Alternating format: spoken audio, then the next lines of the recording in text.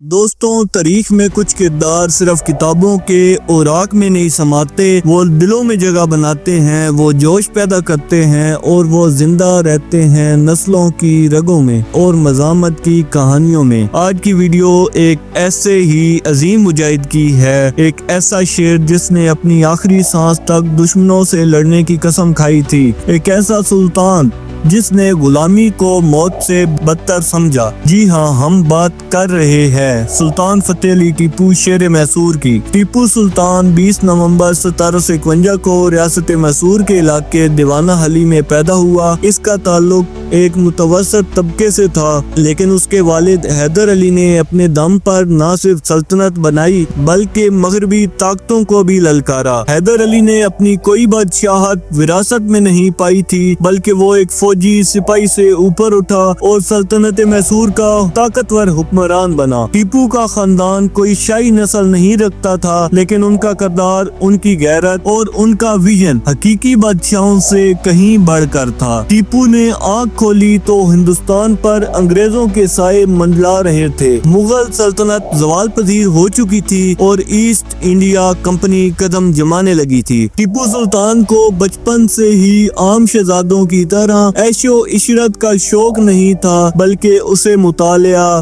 ہنر اور جنگی تربیت میں خاص دلچسپی تھی۔ اس کے استاد مولوی قاضی سید عابد اور دیگر علماء نے اسے قرآن، فقہ، عربی، فارسی، منطق، حساب، فلکیات اور دنیاوی علوم سکھائے۔ ٹیپو سلطان بچپن سے ہی نہایت ذہین، حاضر جواب، جفاکش اور متقی تھا۔ اسے گھوڑ سواری، شمشیر زنی، نیزہ بازی اور تیر اندازی میں مہارت حاصل تھی۔ ایک روایت کے مطابق اس نے صرف 12 سال کی عمر میں فوجی تربیت کا باقاعدہ آغاز کر دیا تھا اور کم عمری میں ہی میدان جنگ میں جا کر حکمت عملی سیکھنی شروع کر دی تھی۔ 1766 میں پہلی انگلو میسور جنگ چھڑ گئی۔ اس وقت ٹیپو سلطان کی عمر محض 15 سال تھی، لیکن حیدر علی نے اسے چھاؤنی میں شامل کیا اور میدانی جنگ کی اصل دنیا سے روشناس کروایا۔ ٹیپو نے نندان ڈرگ، مدراس اور منگلور کے محاذوں پر بھرپور جنگی صلاحیتوں کا مظاہرہ کیا۔ وہ دشمن کے درمیان بغیر ڈرے گھس جاتا اور حملہ کرتا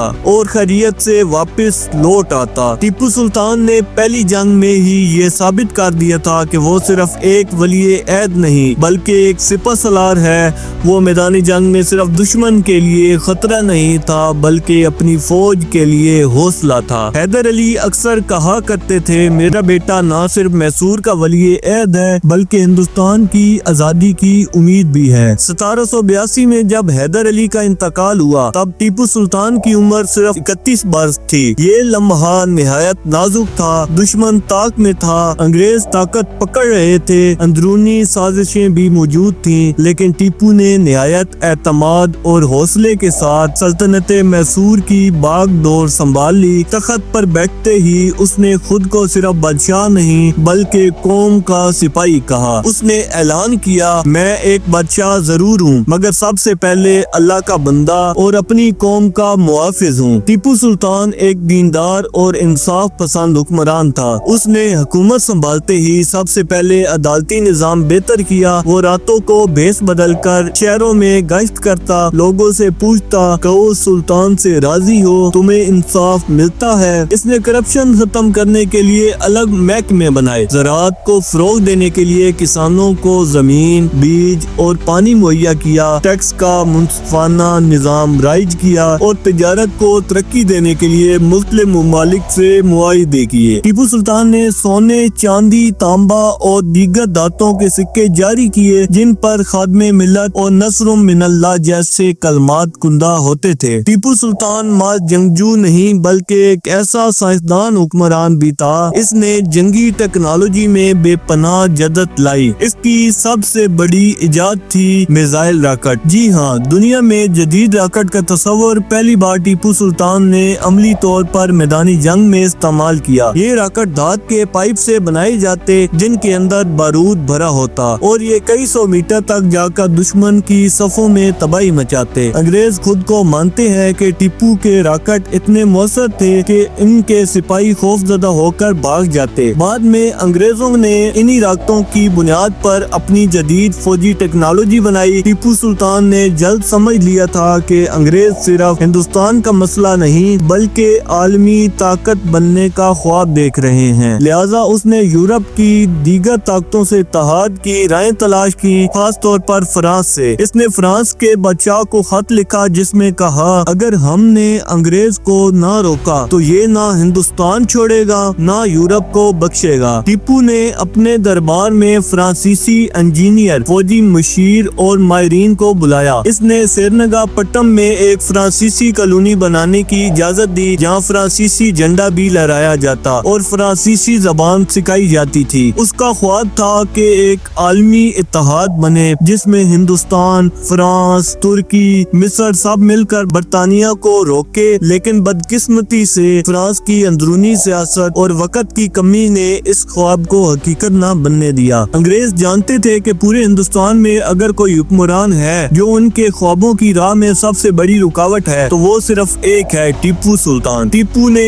انگریزوں کے خلاف نہ صرف محاذ کھولا بلکہ دوسری ریاستوں کو بھی بیدار کرنے کی کوشش کی۔ اس نے حیدرآباد، مرہٹا اور دیگر ریاستوں سے اتحاد کی کوشش کی، لیکن زیادہ تر حکمران یا تو انگریزوں سے ڈر چکے تھے یا خود غرضی میں اندھے ہو چکے تھے۔ انگریزوں نے اسے خطرناک ترین دشمن قرار دیا۔ برطانوی گورنر جنرل لارڈ ویلزلی نے اعلان کیا جب تک ٹیپو زندہ ہے انگریز سلطنت کا خواب ادھورا رہے گا۔ 1799 میں انگریزوں نے ٹیپو سلطان کو ختم کرنے کی حتمی سازش تیار کی۔ لارڈ ویلزلی کی قیادت میں انگریزوں نے مرہٹوں اور نظام حیدرآباد کے ساتھ مل کر حملہ کیا۔ یہ تھی وہ چوتھی انگلو میسور جنگ جس نے تاریخ رقم کرنی تھی۔ سرینگا پٹم ٹیپو کا دارالحکومت، ایک قلعہ، ایک قافلہ، ایک خواب جس پر اب موت کی سیاہ پرچھائیاں منڈلا رہی تھی۔ ٹیپو سلطان نے آخری لمحے تک لڑنے کا فیصلہ کیا، نہ وہ شہر چھوڑا نہ وہ تخت و تاج بچانے کی فکر کی، بس ایک ہی بات کہی، میں زندہ غلام بننے سے بہتر شہید ہونا پسند کرتا ہوں۔ ٹیپو سلطان کی سب سے بڑی بدقسمتی یہ تھی کہ اس کے دشمن صرف باہر نہیں تھے بلکہ اندر بھی چھپے ہوئے تھے۔ اندرونی دربار میں موجود ایک شخص تھا میر صادق۔ اس نے انگریزوں سے ساز باز کر رکھی تھی اور جس وقت سرینگا پٹم کا قلعہ خون میں ڈوبا ہوا تھا اسی وقت میر صادق نے قلعے کے دروازے دشمن کے لیے کھول دیے۔ میر صادق نے محافظوں کو تنخواہ دینے کے بہانے ہٹایا اور انگریز فوج چپکے سے اندر گھس گئی۔ جس وقت ٹیپو سلطان توپ کے قریب لڑ رہا تھا اسے گولی لگی، ایک نہیں دو نہیں کئی گولیاں۔ ٹیپو سلطان زخمی ہو کر زمین پر گرا لیکن دشمن کے سپاہیوں نے اسے پہچانا نہیں۔ انہوں نے لاشوں کے درمیان پڑے ایک بہادر مرد سے پوچھا تم کون ہو؟ ٹیپو نے آخری بار سر اٹھایا اور جواب دیا میں سلطان ہوں، ٹیپو سلطان۔ یہ کہہ کر اس نے آخری وار کیا اور پھر شہید ہو گیا۔ یہ 4 مئی 1799 کا دن تھا جب ہندوستان نے اپنا سچا فرزند کھو دیا۔ اس کا جسم زمین پر گرا لیکن اس کی روح طریق آزادی کی ہر لہر میں گونجتی رہی۔ شیر کی ایک دن کی زندگی گیدڑ کی 100 سالہ زندگی سے بہتر ہے۔ یہ جملہ صرف الفاظ نہیں بلکہ ایک طریق بن گیا۔ ٹیپو سلطان کی شہادت کے بعد سرینگا پٹم کے قلعے میں ایسا سناٹا چھا گیا جیسے وقت رک گیا ہو۔ انگریز سپاہی حیرت سے لاش کے قریب کھڑے تھے۔ انہیں یقین نہیں آ رہا تھا کہ جس شخص کا نام سن کر ان کی ریڑھ کی ہڈی میں کپ کپی دوڑتی تھی وہ اب خاموش لیٹا ہوا ہے۔ انگریز جنرل لارڈ ہیرس نے جیسے ہی لاش کی شناخت کی تو وہ بول اٹھا ہم نے آج ہندوستان کا شیر مارا ہے، لیکن سچ یہ ہے کہ ٹیپو مرا نہیں تھا، وہ فنا ہو کر امر ہو گیا تھا۔ میر صادق جس نے دشمن کے لیے دروازے کھولے وہ بھی اپنی سازش کے چند لمحوں بعد ہی مارا گیا۔ عوام نے جب اس کی غداری کو سمجھا تو اسے کوڑے مارے گئے، پتھر پھینکے گئے اور پھر وہ اپنی ہی محل میں مردہ پایا گیا۔ یہی طریق کا انصاف ہے، غدار کا انجام کبھی عزت نہیں ہوتا۔ ٹیپو کو شہادت کے بعد انگریزوں نے میسور پر قبضہ جما لیا۔ ٹیپو کی فوج ختم ہو چکی تھی، قلعے لوٹے جا رہے تھے، عوام پر ظلم کیا جا رہا تھا، خزانے لوٹے گئے، کتابیں جلائی گئیں اور وہ عظیم ریاست جو علم، عدل، ٹیکنالوجی اور جرات کی پہچان تھی اب ایک غلام خطہ بن چکی تھی۔ انگریزوں نے ٹیپو کے بیٹوں کو قید کر کے کلکتہ بھیج دیا اور ان کا جرم کیا تھا؟ صرف یہ کہ وہ ٹیپو سلطان کے بیٹے تھے۔ حالانکہ ٹیپو سلطان انگریزوں کا سخت ترین دشمن تھا لیکن وہ اس کی بہادری، ذہانت اور ویژن کے معترف تھے۔ ایک انگریز افسر نے لکھا اگر ہندوستان میں سب حکمران ٹیپو جیسے ہوتے تو ہم کبھی اس سرزمین پر حکومت نہ کر سکتے۔ یہ وہ اعتراف ہے جو دشمن के दिल से निकला और हमेशा के लिए तारीख में लिखा गया। टीपू सुल्तान सिर्फ एक बादशाह नहीं था, वो एक नजरिया था, आजादी का नजरिया, खुदारी का नजरिया,